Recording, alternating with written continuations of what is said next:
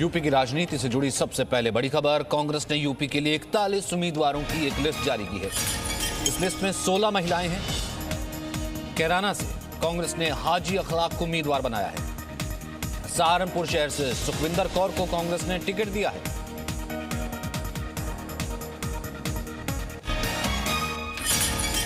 तो 41 उम्मीदवारों की कांग्रेस की नई लिस्ट सामने आई है, जिसमें 16 महिलाएं हैं।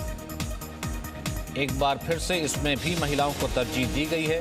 हाजी अखलाक को कैराना से उम्मीदवार बनाया गया है। वहीं 41 उम्मीदवारों की ये दूसरी लिस्ट है। कांग्रेस एक लिस्ट पहले ही जारी कर चुकी है, जिसमें भी 40% महिलाओं को टिकट दिया गया था।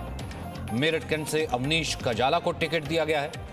कांग्रेस ने 41 उम्मीदवारों की ये दूसरी लिस्ट जारी की है। आज बीजेपी की भी लिस्ट दूसरी जारी हो सकती है, जहां गठबंधन के दलों के साथ कितने सहयोगियों को क्या टिकट मिला है वो सामने आ सकता है। समाजवादी पार्टी की अब तक कोई लिस्ट सामने नहीं आई है, लेकिन दिन करीब आता चला जा रहा है। ऐसे में कांग्रेस की ये दूसरी लिस्ट सामने आई है।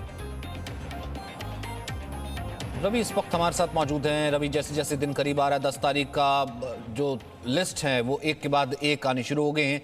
कांग्रेस की जो दूसरी लिस्ट आई है, सबसे पहले इसकी हाईलाइट आपसे जानना चाहेंगे, फिर उसके बाद विशाल का रुख करूंगा। नहीं, देखिए, इस लिस्ट में सबसे बड़ी खासियत यही है कि जो कांग्रेस ने अपना वायदा किया था, जो प्रियंका गांधी ने वायदा किया था कि हम 40% महिलाओं को टिकट देंगे, उसको पूरा किया है।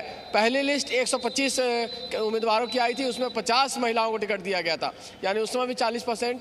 अब भी चूँकि 41 उम्मीदवारों की लिस्ट आई है, तो 16 महिलाओं को टिकट दिया गया है। लेकिन साथ साथ अगर दूसरी बात गौर करें तो इस लिस्ट में मुस्लिम जो कैंडिडेट है उनका भी ध्यान रखा जा रहा है। 10 से 11 मुस्लिम कैंडिडेट भी है इस लिस्ट में है। तो और जिन जगहों पर एक तरह से देखा जाए, जैसे आप कैराना की बात कर लो, तो कैराना में चाहे कांग्रेस का कैंडिडेट हो या फिर सपा का कैंडिडेट हो, दोनों मुस्लिम होंगे। बीजेपी का हिंदू कैंडिडेट के खिलाफ आप दोनों जगह, चाहे थाना भवन में देखिए, तमाम जगहों पर अलग अलग तरीके से कांग्रेस ने भी अपने कैंडिडेट दिए। लेकिन इसका कुल मिलाकर जो हाईलाइट है वो यही है कि 40% का जो वायदा किया था कांग्रेस पार्टी ने, उस वायदे को पूरा किया है और उसी आधार पर कांग्रेस की लिस्ट अभी तक जारी हो रही है। बिल्कुल। और विशाल, अब यहां से, क्योंकि ये तो कांग्रेस की दूसरी लिस्ट है, भारतीय जनता पार्टी अपनी एक दूसरी लिस्ट ऑलमोस्ट फाइनल कर चुकी है। कल इसकी घोषणा हो गई थी, आज हो सकता है सामने आ जाए। समाजवादी पार्टी की क्या देरी चल रही है?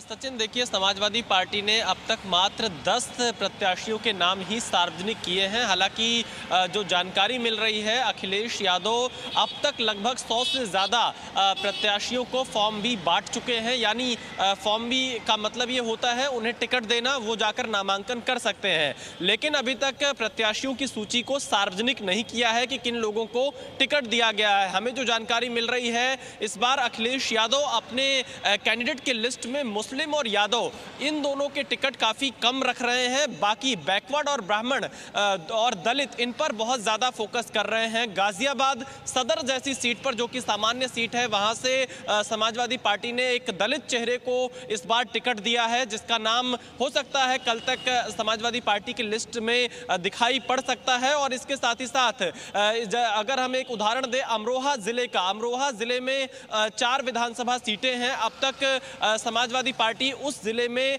4 में से 3 सीटों पर मुस्लिम प्रत्याशी उतारती रही है। लेकिन 2022 के चुनाव में जो अब तक दिखाई दे रहा है, मात्र 1 सीट पर मुस्लिम कैंडिडेट और बाकी 3 पर एक जाट और एक गुर्जर और एक दलित कैंडिडेट। आप इस चीज को ज्यादा बेहतर तरीके से बता सकते हैं विशाल और रवि, कि ये भी हो सकता है ना, क्योंकि हर कदम अखिलेश ने एक तो अपफ्रंट खेला है, हर वार का जवाब दिया है, और दूसरा वो भी चाहते हैं कि जो ट्रेडिशनल उनके साथ जुड़ता रहा है कि एमवाई फैक्टर, मुस्लिम यादव को साथ लेकर चलते, लेकिन परशुराम की मूर्ति लगाना, ब्राह्मणों को साथ लेकर के चलना, शायद हो सकता है कि वो बिल्कुल ऐन वक्त पे अपनी जो लिस्ट है वो निकालना चाहते हो, ताकि किसी तरीके का बैकलैश या नाराजगी या फिर कोई जातिवाद का उनके ऊपर इल्जाम नहीं लगे। तो आगे फिलहाल आपसे हम बात करेंगे। वहीं दूसरी लिस्ट जारी की है ये कांग्रेस की तरफ से। तो पहली बड़ी खबर बीजेपी से जुड़ी। आज संभावना यह है कि बीजेपी उम्मीदवारों की तीसरी लिस्ट आ सकती है। अखिलेश यादव आज 1 बजे प्रेस कॉन्फ्रेंस भी करने वाले। अब देखना होगा कि प्रेस कॉन्फ्रेंस में अखिलेश आज क्या बड़ा ऐलान कर सकते हैं। वही अपर्णा यादव बुधवार को बीजेपी में शामिल हुई। वो लखनऊ कैंट से टिकट ना मिलने से समाजवादी पार्टी में गई हैं, समाजवादी पार्टी से गई हैं। अब देखना यह होगा कि बीजेपी उन्हें टिकट कहां से देती है। तो कुल मिलाकर के यूपी चुनाव से एनडीए गठबंधन से जुड़ी खबर आपको बता दें। आज अपना दल एस को 13 से 14 सीटें मिल सकती हैं, इसका ऐलान हो सकता है। अपना दल एस को मऊरानीपुरा, रोहनिया, नानापारा, शौहरतगढ़, प्रतापगढ़ सदर, जहानाबाद समेत 13 से 14 सीटें मिल सकती हैं। यूपी में अपना दल एस और बीजेपी का गठबंधन है।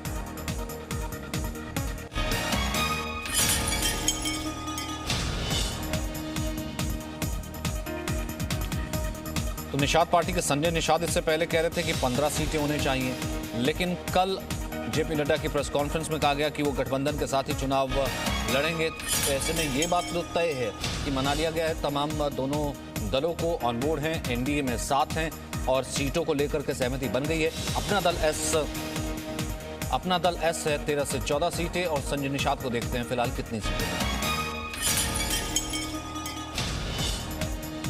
जनता पार्टी उत्तर प्रदेश में एनडीए के साथ, अपने पार्टनर्स के साथ चुनाव में उतर रही है और लोकसभा में भी हम सब लोग साथ चुनाव में उतरे थे और यह विधानसभा के 2022 के चुनाव 2022 में हम एक साथ उतर रहे हैं।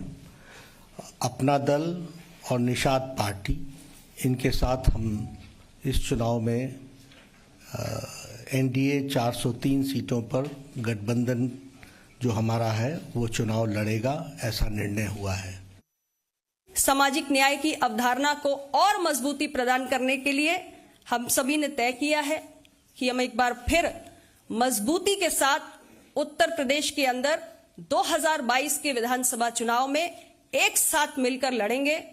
और जिस तरीके से हमने 2017 से 2022 के बीच में एक नए उत्तर प्रदेश की तस्वीर गढ़ने का काम किया है, उत्तर प्रदेश के विकास को नई ऊंचाइयों पर ले जाने का काम किया है और उत्तर प्रदेश जैसा महत्वपूर्ण राज्य जहां पिछड़ों की आबादी 50% से भी ज्यादा है, वहां हमने सामाजिक न्याय की अवधारणा को और मजबूत करने की दिशा में बहुत सारे कदम उठाए हैं। तो बीजेपी के जो दो सहयोगी हैं ये बड़े उपयोगी हैं। फिलहाल जिस तरीके से प्रेस कॉन्फ्रेंस हुई है उससे ये लगता है अपना दल एस और निषाद पार्टी के साथ गठबंधन हुआ है, सीटों के बंटवारे का फॉर्मूला तय हो गया है। यूपी में डबल इंजन की सरकार आएगी और डबल इंजन की सरकार एक बार फिर से विकास की नई कहानी लेकर के आएगी, यही कहना था फिलहाल अनुप्रिया पटेल का, जो कि कल उन्होंने प्रेस कॉन्फ्रेंस की। विशाल इस वक्त हमारे साथ मौजूद है। विशाल, ये तो लगभग तय हो गया है कि 12 से 15 सीटें जो है अपना दल एस को मिल सकती हैं, निषाद पार्टी को, और क्या दोनों का जो है अनाउंसमेंट आज हो सकता है? देखिए सचिन, दोनों ही दलों के साथ बीजेपी ने कल ही गठबंधन का ऐलान कर दिया है और जब गठबंधन का ऐलान होता है तो आमतौर पर सीटों का ऐलान नहीं किया जाता है। जब प्रत्याशियों की लिस्ट आती है, ये अपना दल एस और निषाद पार्टी दोनों को ही बीजेपी ने बता दिया है कि कौन कितनी सीटों पर चुनाव लड़ेगा। अपना दल एस की जब लिस्ट आएगी तो वो सीटें बिल्कुल साफ हो जाएंगे, लेकिन हमें सूत्रों से जो जानकारी मिल रही है, अपना दल 2017 के विधानसभा चुनाव में जिन सीटों पर चुनाव लड़ी थी वो सभी सीटें अपना दल एस को इस वक्त गठबंधन में बीजेपी से मिलती हुई नजर आ रही हैं। इसके अलावा मऊरानीपुर एक विधानसभा सीट है, साथ ही साथ नानपारा बहराइच जिले की एक विधानसभा है। ये दो सीटें और बीजेपी अपना दल एस को उत्तर प्रदेश में गठबंधन के तौर पर दे रही है। लगभग 13 से 14 सीटें अब तक फाइनल हुई हैं। अपना दल एस से जुड़े सूत्रों का कहना है कि 1 या 2 सीटें और भी फाइनल हो सकती हैं। कुल मिलाकर कहा यह जा रहा है कि लगभग 25 से 26 सीटों में निषाद पार्टी और अपना दल एस का गठबंधन फाइनल हुआ है, दोनों ही दलों की सीटें मिलाकर, क्योंकि पिछली बार अगर हम देखें तो 12 सीटें अपना दल एस को मिली थी और 8 विधानसभा सीटें गठबंधन में सुहेलदेव भारतीय समाज पार्टी को बीजेपी ने 2017 के चुनाव में दी थी। लेकिन इस बार सुहेलदेव भारतीय समाज पार्टी समाजवादी पार्टी के साथ है, पर बीजेपी को एक नया सहयोगी मिला है, निषाद पार्टी।